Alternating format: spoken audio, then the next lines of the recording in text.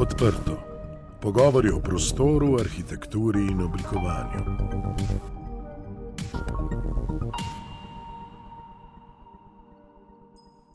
Pozdravljeni v podcastu Odprto. Z vami sem Lenka Kavčič. Že od osamosvojitve je slovenska stanovanjska politika na točki mirovanja in vedno bolj zaskrbljujoča. Velikemu delu prebivalcev je težko ali skoraj nemogoče priti do domovanja, tako za najem kot za nakup. Na eni strani imamo študente, prekarne delavce in mlade družine, ki jim nizki ali neredni dohodki onemogočajo financiranje stanovanjskega kredita. Na drugi pa starejše in vse tiste, ki živijo v prevelikih, nevzdrževanih ali tako in drugače za bivanje neprimernih stanovanjih.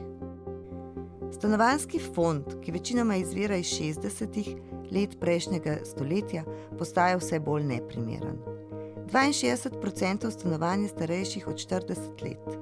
Tudi 21% Slovencev pravi, da živijo v vlažnih in plesnivih domovih, medtem ko si 8% prebivalcev ne more privoščiti ustreznega ogrevanja. V 78. členu Ustave Republike Slovenije pa je zapisano: država ustvarja možnosti, da si državljani lahko pridobijo primerno stanovanje. Dostopnost do primernega domovanja je temeljna človekova pravica, ki predstavlja osnovo za dostojno življenje ter predpogoj za uveljavljanje vseh drugih temeljnih pravic. Menijo na Inštitutu za študije stanovanj in prostora, katerega soustanoviteljica je Maša Havlina, moja današnja sogovornica. Sistemizacija na državni ravni je ključna za celovito in uspešno reševanje stanovanjske problematike. Vendar tudi nevladne organizacije, neformalne iniciative in angažirani posamezniki lahko aktivno in pomembno soprispevajo. Šele, ko bosta naša družba in politika zavezani stanovanjski pravičnosti za vse prebivalce, v vseh regijah bomo lahko prišli do dobrih, dostopnih stanovanjskih rešitev in novih oblik skupnosti, v katerih si bomo želeli prebivati vsi. Danes je moja gostja Maša Havlina, sociologinja, ki se ukvarja z vprašanji stanovanjske preskrbe in upravljanjem urbanega prostora. Maša, lep pozdrav. Zdravo, Lenka, hvala za vabilo. S tem podcastom želimo kar na najbolj direkten način komunicirati in širiti informacije o prostoru do najširše publike. Kako pomembna je prava komunikacija, da vsi ljudje, tudi tisti, ki trenutno niso v stanovanjski stiski, razumejo pomembnost dostopnosti do domovanja in problematiko stanovanjske neenakosti?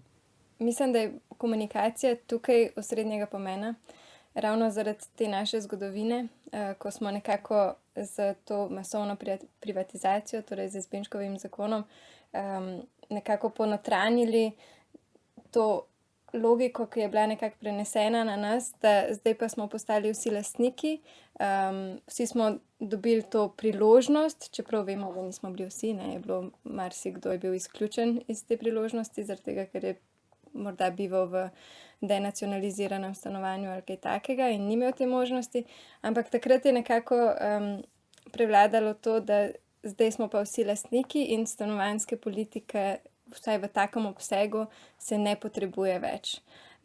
In stanovanjska politika se je takrat nekako skrčila na ta nek zelo ozek spekter, ki jo še danes razumemo nekako kot socialno politiko. Torej na zagotavljanje stanovanj za res najranljivejše skupine. Pri čemer bi lahko argumentirali, da danes v bistvu naša politika ne počne niti tega, ker glede na to, kakšni so rezultati na vsakokratnih razpisih za neprofitna stanovanja, vidimo, da stanovanjski skladi uspejo zadostiti približno 10% upravičenih nepotrebe. Torej približno 10% vseh tistih, ki so upravičeni do neprofitnega stanovanja, jih dejansko potem dobi. In vmes se je zelo zamrla ta sploh obravnava stanovanjske politike ali pa stanovanjskega področja v javni razpravi. In zato mislim, da so bili komunikacijski momenti, ki smo v zadnjih letih, se mi zdi, da jih je bilo kar nekaj, da so bili ključni za to, da se sploh je spet postavilo nekako to vprašanje stanovanjske politike kot nekaj, na čemer je treba delati. Ker se je prej v bistvu nekako to področje čisto zamrlo in se vse prepustilo trgu, misleč, da bo trg poskrbel za vse. No, danes zelo dobro vidimo, da pač trg ne poskrbi sploh za vse, še za zelo majhno peščico, bi rekla. Tako da se mi zdi, da so bile te komunikacijske akcije, ki so bile na začetku recimo z predvsem neko organizacijo konferenc, z nekimi raziskavami. Ena od pomembnejših recimo se mi je zdela tista, ki smo jo v 2018 delali, stanovanje stanje, smo jo poimenovali, ker si v bistvu lahko opisal v sodelovanju z Danes na dan in Fakulteto za družbene vede smo naredili orodje, kjer si v bistvu opisal svoje prihodke v pač nek okvirček in potem si dobil rezultate, koliko stanovanj bi si dejansko na trgu lahko privoščil. In to so res v resnici mizerne številke že takrat bile, od takrat se je pa stanje še poslabšalo. Potem se mi je zdelo zelo pomembno to, kar se je delalo, kje bomo pa jutri spali. In torej, da se je organiziralo recimo ta protest in zahteve glede stanovanjskega področja in potem tudi spanje pred parlamentom. In mislim, da so te elementi opozarjanja ključni bili za to, da smo danes v situaciji, ko je ena iz izredno pomembnih predvolilnih tem bila stanovanja in to, kaj se bo naredilo na stanovanjskem področju. Tako da mislim, da je komunikacija ključna za to, da se stvari premaknejo. Prav na področju stanovanjske politike je Luka Mesec, sedaj minister za delo, družino, socialne zadeve in enake možnosti, takrat pa še kot kandidat za ministra izjavil: v koalicijsko pogodbo smo zapisali, da bomo zgradili 20.000 najemnih stanovanj do leta 2030. Stanovanja bomo zagotovili deloma prek gradnje novih nepremičnin, deloma pa z aktivacijo obstoječega fonda. V tej točki ne morem in ne znam povedati, kaj je realistično do leta 2026, ker imamo v resnici na nepremičninskem trgu tak kaos, da nimamo niti realnih ocen, koliko stanovanj je praznih, katera se oddajajo na črno. Konec citata. Mene zanima zdaj, kdaj bo narejena analiza, monitoring, koliko stanovanj primanjkuje danes in koliko jih res potrebujemo do leta 2030. Vi ste v svojih študijah v okviru mreže Stanovanja za vse zapisali, da potrebujemo 30.000 neprofitnih stanovanj do leta 2030. Kako je s tem? Ja, mislim, da v resnici res bi bila osnova to, da se naredi neka temeljita raziskava, ker kot so se prej pogovarjali, tega že leta in leta ni in v bistvu res ne poznamo, kako je stanje na stanovanjskem področju. Vsekakor se mi zdi, da so standardi vse slabši, da tudi vse pogosteje pristajamo na vse slabše in se mi zdi, da tudi sprejeli malo to, nekako malo pasivno sprejemamo, da saj nam je še dober, moj prijatelj je še v slabšem položaju in tako dalje. Tako da mislim, da je tukaj neka res celostna analiza, ki se mi zdi, da sploh si ne znam predstavljati, kako bi bilo drugače to možno res dobro narediti kot to, da bi se šlo od vrat do vrat in popisovalo stvari, ker recimo, kot je omenil Mesec, recimo črnega najema, sploh ne vemo recimo približno, koliko je. In tudi v resnici ne vemo, v kakšnem stanju ljudje bivajo. Ker stanovanjski fond je izredno star, zaradi tega, ker se je večina še vedno pač zgradila pred osamosvojitvijo, torej večina stanovanjskega fonda stara več kot 30 let. Mislim, da pa okrog 45% pa več kot 50 let. In mislim, da je tukaj, potem pa v bistvu potrebno ugotoviti, kak delež stanovanj bi mogel biti dostopen, neprofiten in stremeti k temu, da se na letni ravni zagotavlja določeno število neprofitnih stanovanj. In da se v bistvu zdaj, ko se kaže ta politična volja, da bi se naslovilo to vprašanje, da bi moglo se vzpostaviti sistem, ki bo sposoben na letni ravni vedno znova v bistvu zagotavljati nek določen delež stanovanj, ki mora biti dovolj visok, ker pač to, kar delamo zdaj, ne dosega nobenih standardov. No. In zato pa je ključno, seveda pa sistemski vir financiranja. In tudi ena od stvari, ki se kaže kot, da bi lahko največ v bistvu doprinesla k stanovanjskemu področju in urejanju področja, je progresivni nepremičninski davek, kar pomeni pač, da ne bi bila obdavčena vsako stanovanje, ki ga pač uporabljamo za življenje, ampak ne vem, 3., 4., 5. nepremičnina, kar bi po eni strani lahko torej doprineslo ta izredno pomembna sredstva v državno blagajno, zato da se jih koristi za gradnjo neprofitnih stanovanj in obnovo. Po drugi strani pa bi tudi malo odvrnilo od te perspektive, ker se mi zdi, da smo zdaj res že malo preveč ponotranjili, da je stanovanje investicija in da je to varna in dobra investicija. In mislim, da bi pač nepremičninski davek v tem pogledu malo odvrnil od tega in hkrati ustvarjal malo bolj pravično družbo. No. Si tudi soustanoviteljica Inštituta za študije stanovanj in prostora in skupaj z 5 drugimi nevladnimi organizacijami ste ustanovili mrežo Stanovanja za vse. Ja, mrežo smo nekako ustanovili zato, ker se nam je takrat res tudi zdelo še, da moramo skozi različne kanale postaviti stanovanjsko vprašanje spet nekako v središče javne razprave in ga postaviti kot neko središčno politično vprašanje. In zato smo se povezali v bistvu z Inštitutom za politike prostora, ki je zelo dejaven na tem področju že kar nekaj časa in ima res dobro razumevanje in vpogled v politiko in v pač sistemsko raven in v prostorsko raven in kako se ena prevaja v drugo. In pa potem smo se povezali tudi s Pino, ki se je nekako uveljavila kot strokovnjak za participativne procese, ker se nam zdi tukaj tudi ključno ravno to, da v bistvu ne poznamo več zares potreb ljudi in da je treba te vključevati tudi v procese načrtovanja in gradnje stanovanjske preskrbe, da se tukaj mora ukrepiti tudi glas ljudi in ne samo, da mi predvidevamo, kaj je najboljše za njih ali pa kaj je najbolj ceneje zgraditi in pač jim to ponudimo. Hkrati pa je v bistvu bila podpora tudi zraven zavoda PIP iz Maribora, ki se je nekako pravno ne bi pomagal nam razumeti stvari. In pa podpora oziroma sodelovanje še zavoda Avanta Largo, ki pa se v bistvu specifično ukvarja z komuniciranjem družbene problematike. Tako da to zavezništvo nam je zdelo pomembno zato, da lahko v bistvu naredimo stanovanjsko problematiko še bolj vidno in bolje skupaj razdelamo nekatere stvari.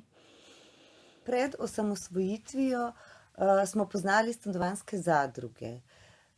Tudi vaša mreža za vse je dala več pobud o ustanovitvi novih stanovanjskih zadrug.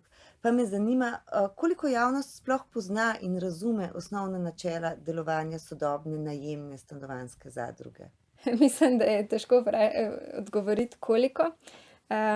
Je pa, se mi zdi, da se odkar delujemo na tem področju, predvsem tudi skozi to našo iniciativo Zadruge za drugator.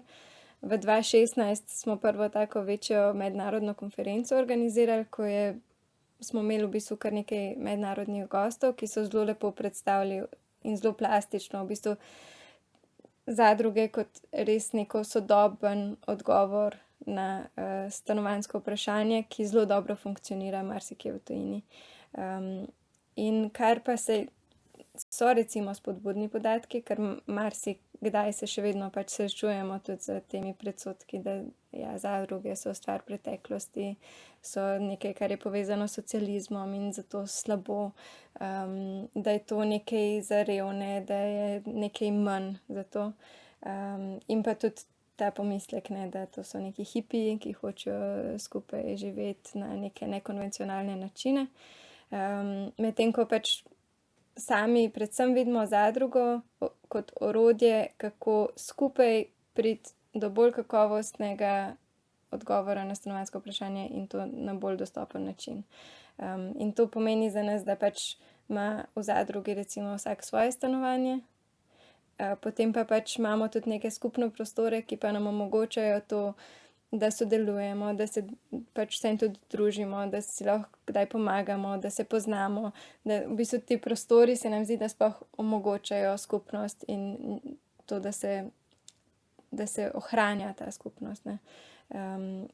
In pa predvsem se nam zdi tudi zelo pomemben ta vidik, ker gre za nek model, ki je v bistvu med najemom in lastništvom, ker vsi najemamo svoje stanovanja v zadrugi in zanje plačujemo najemnino, hkrati smo pa vsi skupaj kolektivno lastniki celotne stanovanjske stavbe.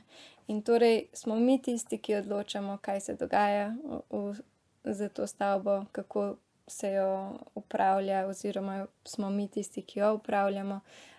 In torej to prinaša eno dodatno raven varnosti in vpliva na svoje življenjsko okolje, ki se nam zdi zelo pomemben. Hkrati pa v bistvu ta struktura zadruge, ki te prisili v to, da poznaš ljudi, s katerimi boš v neki stanovanjski stavbi skupaj bival, da v bistvu zelo pogosto se v ospredje postavlja pri zadrugah model sociokracije pri organiziranju, kar pomeni, da ne razmišljaš vedno samo, kaj bi bilo zate najboljše ali pa idealno, ampak da dopuščaš tudi, da mogoče pa za druge nekaj drugega in da ne razmišljaš o tem res, ja, kaj je zate optimalno, ampak kaj je zate še dopustno, s čim lahko še živiš. In mislim, da je to zelo pomemben tudi aspekt zadrug, da v bistvu spoznamo tudi potrebe drugega in da skozi to tudi ustvarjamo malo bolj solidarne odnose in da se spletajo neke tudi medsebojne pomoči.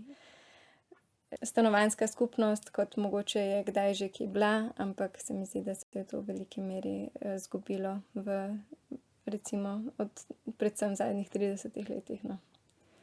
Primeri stanovanjskih zadrug so v tujini poznani in tudi zelo dobro delujejo. Kakšne so izkušnje, ki bi jih lahko prenesli k nam v slovenski prostor?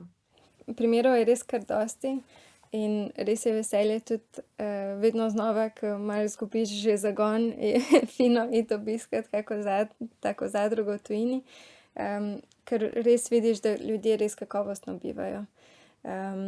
In kar je vseeno še optimistično, se bom vseeno še na prejšnje vprašanje navezala, je, da smo v naši anketi v lanskem letu vprašanje za stanovanje se imenovala tudi preverjali v bistvu, koliko ljudi bi bilo zainteresirano za bivanje v nekem takem modelu. Anketa je bila spletna, imeli smo približno 650 respondentov. To, da je bila spletna, vseeno pomeni, da smo imeli bolj mlajšo populacijo in tako, ampak je pa pokazalo, da točno 72% je reklo, da bi zagotovo ali zelo verjetno bilo zainteresiranih za bivanje v stanovanjski zadrugi, kjer bi vsak najemal svoje stanovanje, potem pa bi si še delili neke skupne prostore in kjer bi bila dostopna najemnina in bi vedel, da lahko tam pač bivaš za nedoločen čas, da ne tako kot na trgu, ne, ko imaš pogodbo, če imaš za 11 mesecev in podobno. In kar je pa pač v tujini res se kaže, da je to res lahko ena zelo kakovostna in sodobna možnost rešitve tvojega stanovanjskega vprašanja, ki sicer zahteva nekoliko več od tebe v smislu angažmaja in tega, da pač si del te samoupravne stanovanjske skupnosti, hkrati pa vedno znova v bistvu stanovalci zadrug poročajo v bistvu, koliko se jim zdi to pomembno tudi in koliko jim doprinesejo v življenje ti odnosi, ki jih imajo v bistvu znotraj že stanovanjske skupnosti, koliko si lahko olajšajo življenje na tak način, ker vejo, da se lahko uprejo na sosede, ker vejo, da tudi če bo prišla neka kriza v življenju, da je tam skupnost, ki bo probala to skupaj nasloviti.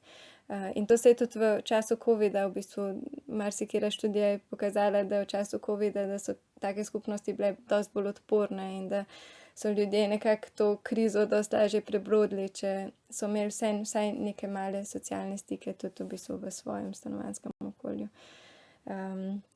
Je pa vedno poudarjamo, ker nam je tako res spodbudno in optimistično, ta primer iz Barcelone. Tam je v 2019 so se vselili stanovalci v prvo novo stanovanjsko zadrugo Laborda, ki je poleg tega, da je res arhitekturno krasno zastavljena, iz lesene gradnje, z marsikaterimi tudi premisleki, kako čim bolj trajnostno zgraditi in tudi kako čim bolj trajnostno živeti pol. Je potem v bistvu mesto prepoznalo, da je to en model, ki ga je treba podpirati. In zdaj v bistvu na letni ravni več zemljišč ponudi za gradnjo stanovanjskih zadrug ali pa tudi v bistvu nepremičnine za prenovo in prilagoditev za ureditev stanovanjskih zadrug. In torej od tistega enega projekta v letu 2019 je zdaj okrog 20 projektov že ali v fazi realizacije ali planiranja. Kar mislim, da ene 5 jih tako že stoji in biva. Še dosti več pa se jih načrtuje. Presenetljiv je tudi podatek, da je Švica zelo naklonjena najemnim stanovanjskim zadrugam, predvsem kanton Zürich. Pa me zanima, katere so tiste pravne osnove, da je to v določenem mestu sploh možno realizirati. V bistvu se kaže, da kjerkoli zadruge so kot tako pomembna dopolnitev ali pa pomembna možnost rešitve svojega stanovanjskega vprašanja, so podprte na nek način z nekimi javnimi mehanizmi. In tako kot sem rekla, v Barceloni, mesto zdaj v bistvu oddaja za neke simbolične cene zemljišča, je tudi v Švici pa zelo pomemben institut stavbne pravice. Torej mesto ima v lasti kar nekaj zemljišč, ki jih potem v bistvu na podlagi razpisa podeli različnim organizacijam. In recimo tam reče, tukaj pa bi radi zgradili toliko in toliko stanovanj, pa mogoče reče še, pa zato, ker bo toliko novih stanovanj, naj bo še en vrtec. Ta stanovanja morajo biti v rangu teh cen, in potem se v bistvu zadruge lahko prijavijo in kandidirajo za zemljišče v bistvu na teh razpisih. In na tak način spodbujajo gradnjo stanovanjskih zadrug. Hkrati pa, ker je tam imajo res že bogato zgodovino stanovanjskega zadružništva, imajo potem tudi recimo možnost od mesta pridobiti določen del sredstev ali pa določen del povratnih sredstev. Tam potem, ko je na nekem območju že dosti zadrug, ponavadi tudi zadruge ustvarijo nek svoj fond, ki tudi služi temu, da pomaga novim zadrugam. In vse skupaj v bistvu naredi zadevo dosti bolj dostopno, ravno zaradi tega, ker zadruga še vedno potem, da se zgradi ali pa da se obnovi stavba, mora pridobiti kredit. Torej en del sredstev pride od bodočih stanovalcev, temu rečemo samoudeležba. Samoudeležba je lahko od recimo 5%, pa tam nekje do 20% vrednosti stanovanja, v katerem boš bival. In seveda je cilj vedno imeti čim nižjo to samoudeležbo, zato da narediš ta vstopni prag v zadrugo čim nižji. Potem je pa pač pomemben del vseeno bančni kredit. In v bistvu vsaka zadruga teži k temu, da bi bil delež bančnega kredita čim nižji, da bi čim več sredstev dobila od drugje, zaradi tega, ker je ta delež financiranja, bančni delež, najdražji seveda. Tako da je pa pomembno tudi recimo, kar je tudi v Barceloni, kar pri nas še nimamo, je pa tudi razvit sistem etičnega bančništva, ki pomembno lahko prispeva k temu, da so zadružna stanovanja bolj dostopna. V Sloveniji zaenkrat stanovanjskih zadrug še ni. V Zadrugatorju razvijate prvo najemno stanovanjsko zadrugo in preverjate možnosti izvedbe pilotnega projekta na Rakovi Jelši. Ob menjavi vlade je stanovanjski zakon ostal v predalu, kar je obenem zaustavilo tudi razvoj tega pilotnega projekta. Kaj bi pomenila izvedba pilotnega projekta za premik v tej smeri v Sloveniji? Mislim, da bi lahko pilotni projekt res pokazal tako ljudem kot odločevalcem, da je to res neka dobra praksa, ki jo je treba in je smiselno spodbujati. Hkrati pa pač bi seveda rešil stanovanjsko vprašanje približno 30 gospodinjstev. In pa zadruge vedno tudi težijo k temu, da ne samo, da probajo naslavljati potrebe svojih članov in svojih stanovalcev, ampak da tudi gledajo, kako se umeščajo v neko sosesko, kaj mogoče v tisti soseski manjka, kako bi lahko mogoče z nekimi svojimi skupnostnimi prostori tudi naslovili neke potrebe, ki jih imajo lokalni stanovalci tam. In tudi na tak način vzpostavljajo tudi nek premislek o tem, kako umeščati stanovanjske projekte v soseske, in kako narediti v bistvu vse skupaj nekako bolj koristno za vse. Stanovanjske zadruge, kot si že sama prej omenila, zelo kmalu spodbudijo predsodke tipa, to je hipi komuna. Se pravi, da je zaznavamo v naši družbi to nezaupanje oziroma morda celo strah med mejo zasebnega, skupnega, kolektivnega, in v tem se vidi, da je obdobje zadnjih 30 let zelo razkrojilo družbo. Skupnosti so nepovezane, živimo zelo individualno in samozadostno. V anketi, ki ste jo delali, si omenila, da ste imeli predvsem mlajše respondente. Zaznavaš, meniš, da je odpor do skupnosti povezan z predsodki izkušenj iz preteklosti, se pravi, da bi jih imela starejša generacija več ali manj? Kako je s temi predsodki? Jaz mislim, da je v bistvu dosti tega tudi, da ljudje mislijo, da samo hočejo svoj mir in da se jim ne ljubi ukvarjati s tem, kaj bi drugi, in da je to ena velika kolobocija, ki pač si je ne želijo v svojem življenju. In da je sploh za starejše to, ko so, ne vem, že tako navajeni, ne vem, sami bivati ali pa imeti svojo veliko hišo in vrt in ne vem kaj, da je to včasih še težje se nekako uživeti v to, kaj pa bi vsem ta skupnost lahko dobrega prinesla v njihova življenja.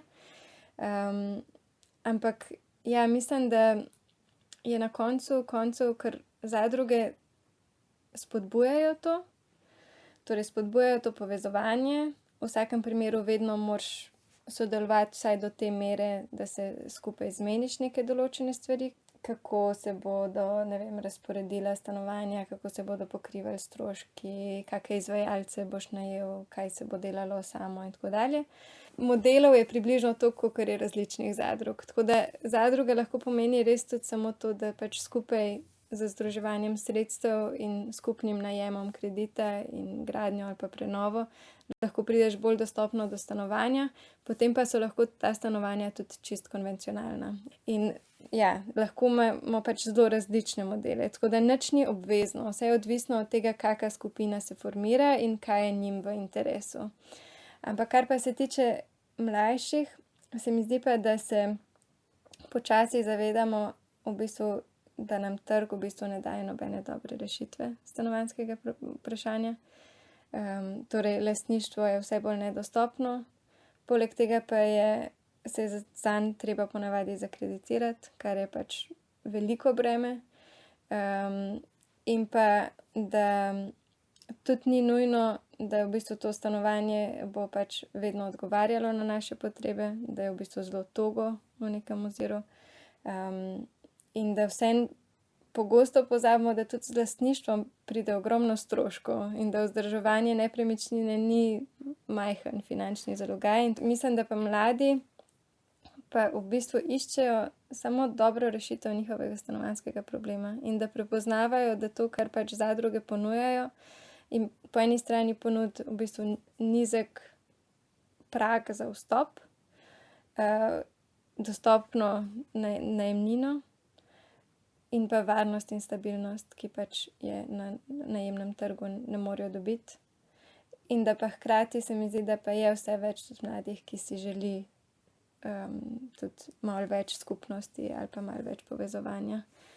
In tudi se osvoboditi do neke mere finančnega bremena lastnine, ker lahko, to izkušnjo imamo tudi iz preteklosti, lahko si bival v najemnem stanovanju, dokler si ga potreboval. Tako. In res se vrniti, v bistvu to je tudi ena od namenov zadruge, pač stanovanja izvzeti iz tega špekulativnega okolja in iz tega, da jih stanovanja razumemo predvsem kot investicijo, in povrniti to, da je stanovanje predvsem neka osnovna dobrina, pravica, ki jo pač vsak rabi za normalno delovanje in razvoj. In v povezavi s tem tudi mi vedno poudarjamo, da se nam zdi zelo narobe, da se stanovanjska politika razume kot socialna politika, ker mislimo, da bi se jo moglo razumeti kot osnovno razvojno politiko, ker je od tega, kako stanovanje imamo, odvisno tudi to, a bomo zdravi, a bomo dobro delali v šolah, a bomo dobri v službah, torej lahko predvidevamo tudi nek gospodarski razvoj, koliko bomo pripravljeni riskirati, glede na to, koliko je tudi naša situacija stabilna drugače v življenju, in konec koncev, kakšne interakcije bomo imeli v družbi. In tukaj vedno znova tudi poudarjamo, da pač stanovanjska preskrba ni politično nevtralna, ne. Vse nosi neke ideološke elemente, ki vplivajo na nas tako ali drugače. In to se je sploh izkazalo tudi recimo pri lastništvu in osamosvojitvi, da pač je nosil tudi ta naboj individualizacije in tega razumevanja, da ne bi s tem, da smo postali pač lastniki, prišli do nekega premoženja in da moramo mi zdaj z njim dobro upravljati, investirati in podjetno ravnati. In v tem smislu se govori o lastništvu tudi kot o neki mali šoli kapitalizma. Ja, celovitost stanovanjske problematike, ki sva jo naslovili v tem pogovoru, zagotovo določa tudi tvoj način življenja. Živiš in si absolutno predana ideji o kakovostnem bivanju in najemnih stanovanjskih skupnostih. Kje najdeš navdih? Kaj te žene? Ja, mislim, da me žene predvsem to, da res vidimo, koliko je slabo stanje in da v resnici vidimo zelo malo drugih, ki se zavzemajo za to in ki so dovolj glasni glede tega. Na srečo se je to v zadnjih letih zelo spremenilo že, da je postala stanovanjska problematika ena od osrednjih tem. Ampak ja, mislim, da je res, da bi lahko toliko boljše živeli. In da z nekimi majhnimi intervencijami, v bistvu pač recimo to, da država omogoči stanovanjske zadruge, to res ni velik zalogaj za državo. In da če pa nismo sposobni tega sprovesti, pa res lahko obupamo, tako da rajš ne obupam. In ja, mislim, da nam lahko omogočijo dosti bolj kakovostno bivanje in življenje. Ja, mogoče bi samo še poudarila to, da je res pomembno, predvsem pa tukaj tudi res ta podpora države in to, da ohranjamo javne dobrine javne. In torej tudi pri zadrugah, ne, nas, tudi ko smo mi razmišljali o tem modelu, nas je zelo skrbelo to, kako predvsem preprečiti, da bi nekdo potem to privatiziral, da se okoristil s tem. In zato tudi predlagamo recimo ta model, kjer zemljišče ostane javno, zadruga pridobi samo stavbno pravico, ker se vedno znova v bistvu izkaže, da tam, kjer imajo v bistvu velik delež zemljišč v javni lasti, tam lahko mesto s tem, ker ima nadzor nad tem, najboljše odgovarja v bistvu na potrebe ljudi. Zaradi tega, ker na teh zemljiščih potem se ustvarja tisto, kar lokalno prebivalstvo dejansko rabi in ne zgolj tisto, kar bo prineslo največ profitov. Da smo pa ravno nedavno ker smo malo že naveličani čakanja na spremembe, in ne obupujemo nad velikim projektom medgeneracijske najemne stanovanjske zadruge, ampak smo se lotili probati tudi, če bi šlo pa kaj na malo manjši ravni. In torej smo ravno v procesu, ko iščemo predimenzionirane hiše, ki imajo recimo 250 ali pa še več kvadratov, kjer bi pa lahko vzpostavili manjše sobivanjske skupnosti, kjer bi bilo seveda malo drugače, verjetno ne bi šlo za to, da bi vsak imel svoje stanovanje in skupne prostore, ampak bi recimo imel vsak svojo bivalno enoto, kar bi pomenilo recimo spalnica, kopalnica, vsak svoja, pa po možnosti še nek kuhinjski bivalni kotiček, in pa potem večja skupna dnevna soba, kuhna, vrtiček, karkoli pač bi si stanovalci, kar bi se jim zdelo, da je potrebno. In s tem projektom sicer nagovarjamo predvsem starejše, ker pač so nekako ponavadi najpogosteje tisti, ki sami bivajo, lahko so tudi pari, in ker vidimo v bistvu res kot velik problem tudi osamljenost, in se nam zdi to ena dobra rešitev, predvsem zato tudi, da se ne rabiš skrčiti tako. Se mi zdi, da je ogromno starejšim ta strah od tega, da greš iz neke res hiše, kjer imaš svoj vrt, kjer imaš svoj mir, in ogromno prostora, v neko oskrbovano stanovanje, ki ima 30 kvadratov in je samo to tvoj življenjski prostor. Tukaj se nam zdi, da lahko v bistvu ponudimo vseeno več, da se ne rabiš toliko skrčiti. Sicer imaš individualno res približno enako prostora, recimo, kakor bi imel v nekem oskrbovanem stanovanju, ampak ti v bistvu te skupni prostori vseeno omogočajo še toliko več, in vseeno te neke vsakdanje interakcije in to, da si vseeno sam krojiš ritem in rutino vsakdanjega življenja. In ja, mislimo, da je to ena krasna rešitev lahko za starejše, ampak tudi ne samo starejše. Če bi se zbrala skupina medgeneracijska, bi bili prav tako veseli, in mislimo, da je potrebno začeti razmišljati tudi, kako aktivirati te predimenzionirane stanovanjske hiše, ki jih imamo vsem kar nekaj še iz naše zgodovine. Hvala, Maša. Hvala. Hvala za vse te konkretne pobude in spodbude. Upam, da ste nas slišali. To je bil podcast Odprto. Poslušali ste podcast Odprto. Prvi slovenski podcast o arhitekturi, ki ga je pripravila ekipa OHS. Za akustično ugodje je skrbel studio Sonolab. Odprte hiše Slovenije se zavzemajo za dobro arhitekturo, ki je namenjena vsem ljudem. Prisluhnite nam vsakič, ko boste o prostoru želeli izvedeti več. Da smo lahko odprto spregovorili o prostoru, nam je svojo podporo omogočilo Ministrstvo za okolje in prostor.